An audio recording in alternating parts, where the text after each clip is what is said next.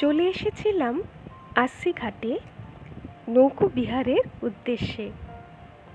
নৌকোতে যখন প্রথম উঠছিলাম, নৌকাটা এত দুলছিল যে বেশ ভয় ভয় করছিল। তারপর নৌকো যখন ঘাট ছেড়ে সামনের দিকে চলতে শুরু করেছিল, তখন আস্তে আস্তে ভয়টা কমে গিয়েছিল। কেমন যেন একটা ঘোরের মধ্যে অদ্ভুত ভালো লাগা নিয়ে আমরা সব কিছুকে প্রত্যক্ষ করছিলাম আর এগিয়ে চলেছিলাম।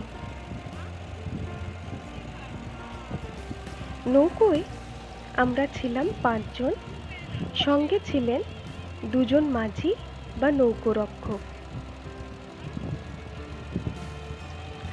আশি ঘাট থেকে শুরু করে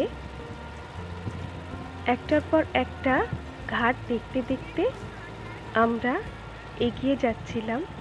এখানে অসংখ্য ঘাট রয়েছে, তার মধ্যেই কিছু কিছু ঘাট দেখার সৌভাগ্য হচ্ছিল আমাদের। এ এক অদ্ভুত স্থান, একদিকে যেমন আধ্যাত্মিক তেমনি ঐতিহাসিকও বটে। না জানি কত শত বছরের পুরনো কেল্লা ঘাটে ঘাটে দাঁড়িয়ে রয়েছে। আর এই দেখো, নদীর জল কত কাছে চলে এসেছিল আমাদের। এত কাছে থেকে নদীর জল দেখার সৌভাগ্য হয়তো খুব কমই হয়েছে।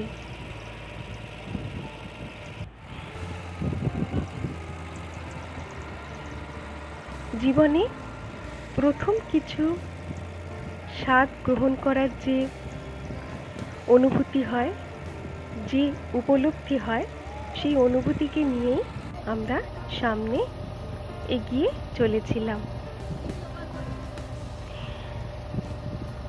আমাদের নৌকো দাঁড়িয়েছিল বিন্দুমাধব ঘাটে।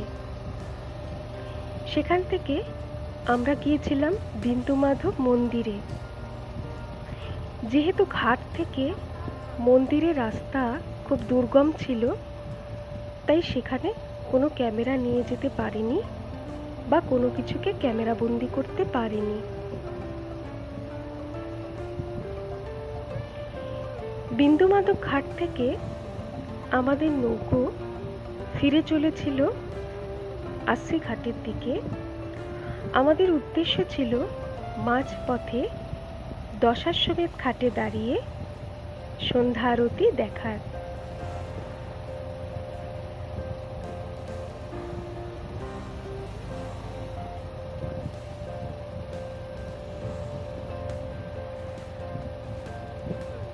সন্ধ্যা হয়ে আসছিল, সূর্যের আলো ক্রমশ কমে আসছিল। আমরা চলেছিলাম দশাশ্বমেধ ঘাটের দিকে। সন্ধ্যায় আমরা নৌকো থেকে প্রদীপ ভাসিয়েছিলাম। গত বছর যখন বেনারসে এসেছিলাম, তখন আমরা ঘাট থেকে নদীবক্ষে প্রদীপ ভাসিয়েছিলাম। এবার যখন আমাদের নৌকো ভ্রমণের সুযোগ এসেছিল, তখন নৌকো থেকে নদীবক্ষে প্রদীপ ভাসানোর এই সুযোগ কেউই উপেক্ষা করতে চায়নি। এক অনন্য অভিজ্ঞতা সঞ্চয় করেছিলাম আমরা সবাই।